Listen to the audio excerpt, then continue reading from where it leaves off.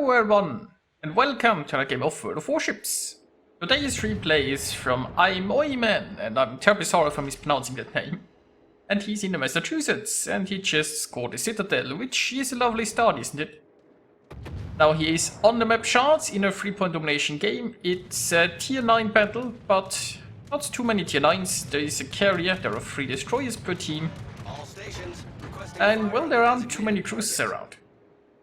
So he spawned here in the north, so he's made his way closer to the sea camp. We have a destroyer here who for some reason has decided to run away. So basically 3 destroyers, 3 caps. Sounds pretty obvious, but unfortunately, well, it really isn't. That Akatsuki has decided that he doesn't want to be at sea. I mean, if he's going for B, that's not necessarily a bad idea, because the Chao is not doing so. You gotta be careful with that carrier though, right? So this guy is still moving this way. He's probably spotted by the plane above him. Like, as a destroyer, obviously you have smoke. Well, not every destroyer these days, but, you know. So if a carrier is harassing you too much, hiding in smoke is definitely an option. And this guy just got taken out. And see, this is what I don't understand. So he knew that there was a problem with the carrier. The carrier was on him, but he did not run towards his allies to get some anti-air help. He didn't try to hide in smoke until the planes went. You know, most carriers, they are not fixated on one destroyer. Oftentimes they even just take one attack run at you early on and then they ignore you. So, if like the initial carrier strike comes for you, if you just wait it out in smoke very often, then you can just do your thing. But you know, so that one friendly destroyer down, and that's not a very start, because the other 2 destroyers are hugging each other. They are not trying for B. Like, I mean at this point, right, well I mean there's a Donskoy, but the Donskoy seems to be not very close to anyone. So one of those destroyers could just sail into B and take that. And if that Akatsuki had just stuck with the friendlies up here who could provide it anti-air, also I would add the Akatsuki wouldn't have been shot by enemies, cause, you know, there's cover up here. Now he could just sail into C and help take that, because the Donskoy is certainly not covering this. But hey.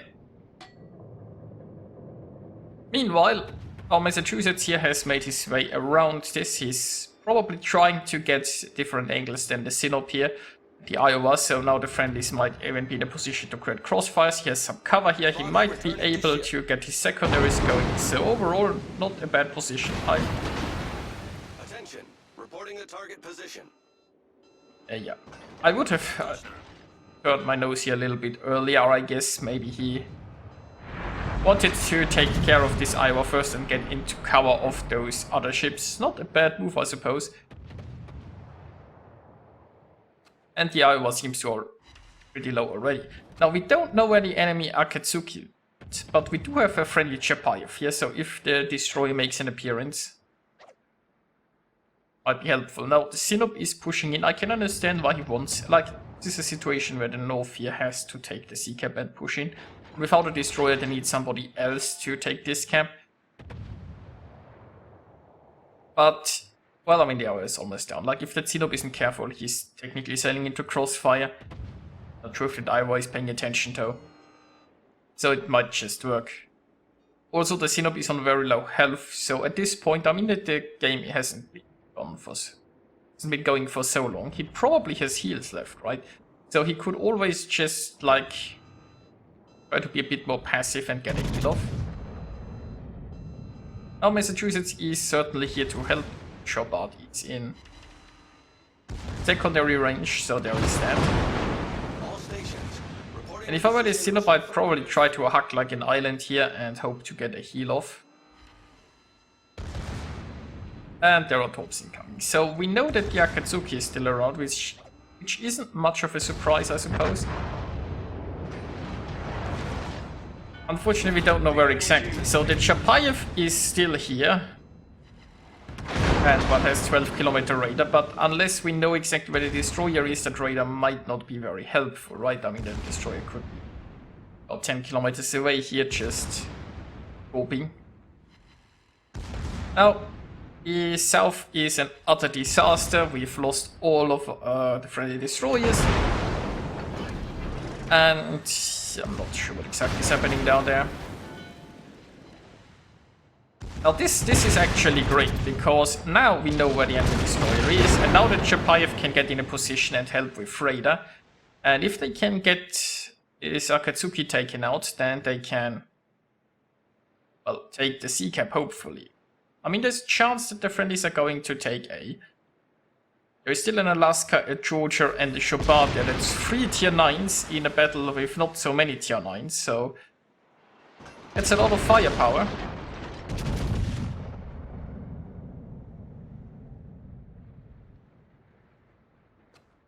On the bright side, the friendly carrier is staying relatively safe, and he's coming here in the north because that's probably the safest place for him to be.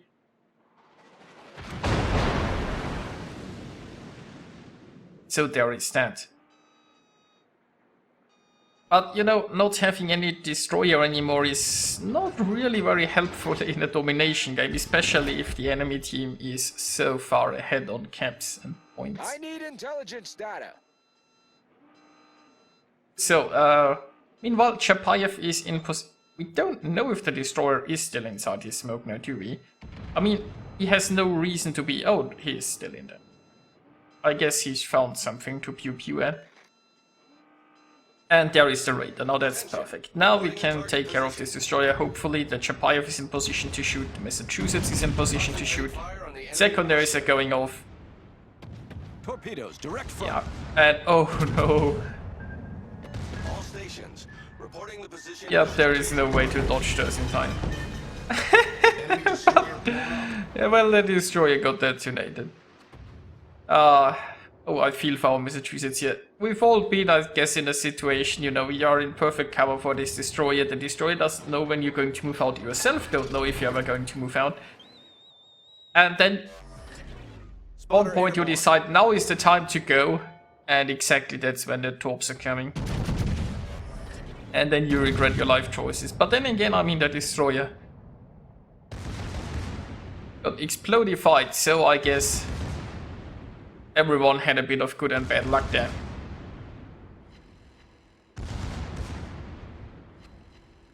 On the bright side, the only defender here left is the Chopard, and that Chopard is down soon. There is a fire from secondaries and, well, 2 fires actually. So yay for that. Now it's time to cap here, and, well, the friendly team, I don't think they ever held a cap game so far. That's kind of sad.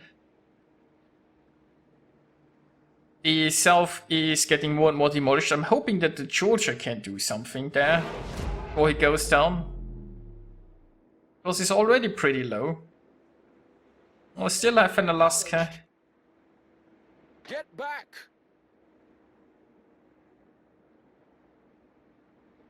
Yeah, I mean, the Alaska might want to fall back and wait for the friendlies here to arrive.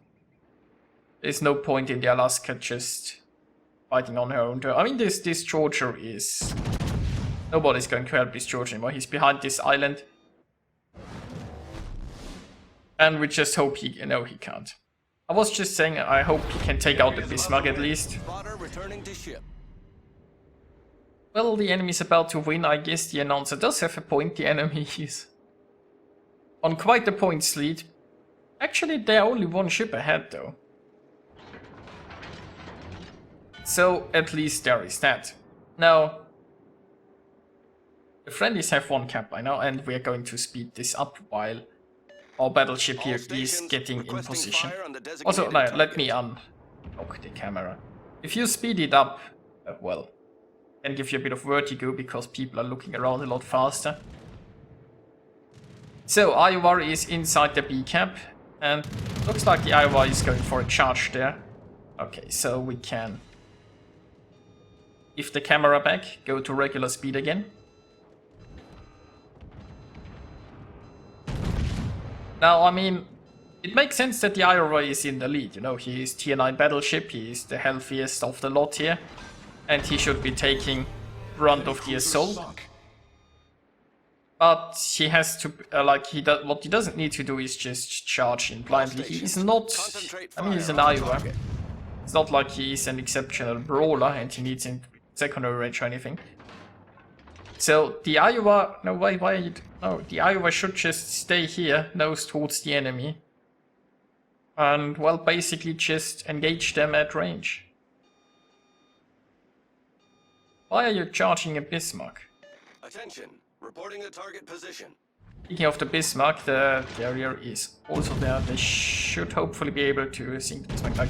You see, that Iowa is sailing basically into a crossfire. With the Bismarck going this way and the Colorado staying here, the more the Iowa sails in, the worse his angles are going to get. So if it just stuck here inside the B-cap with his nose towards the enemy, he would probably be a lot healthier than he is right now.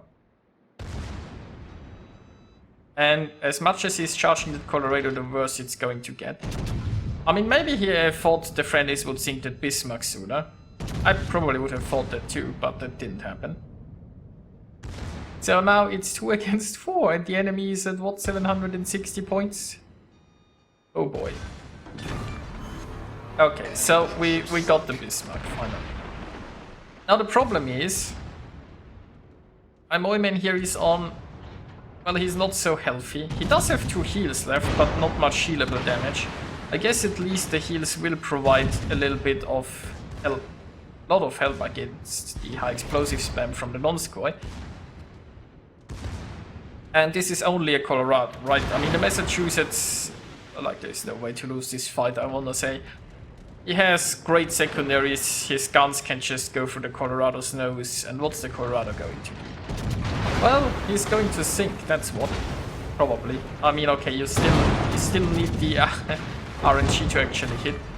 There is a close quarters expert though. Okay, so now it's 2 against 2. The enemy has about twice as many points, but the friendlies now have the caps. There is 5 minutes left still.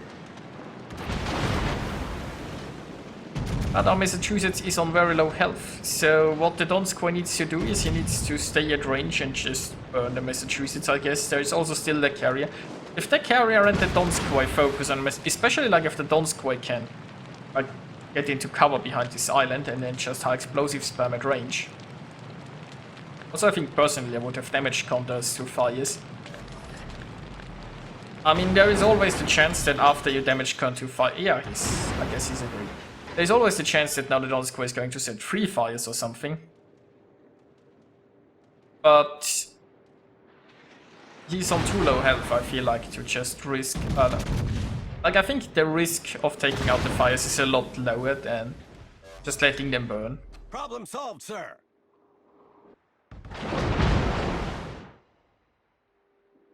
Now he's in concealment.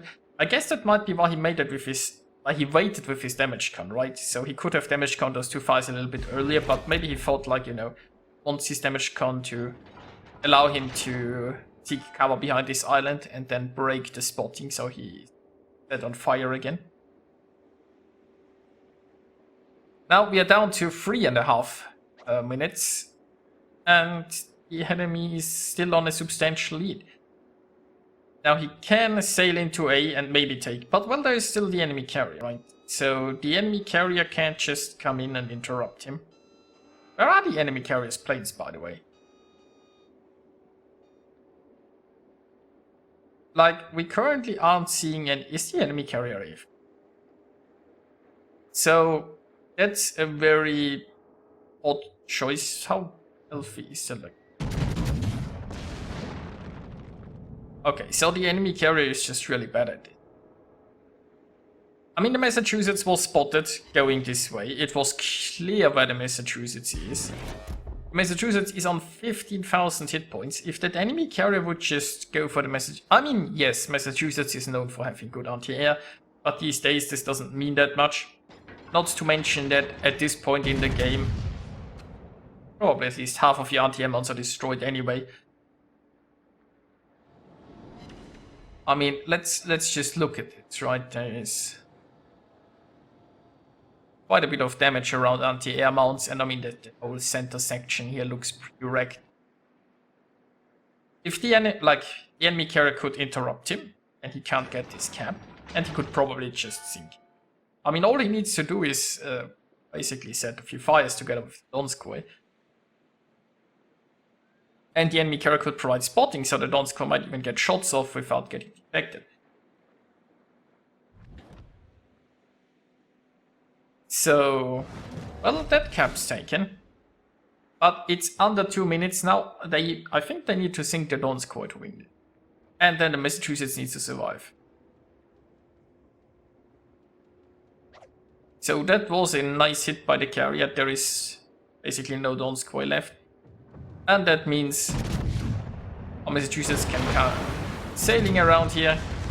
Just finish that off. Nicely done.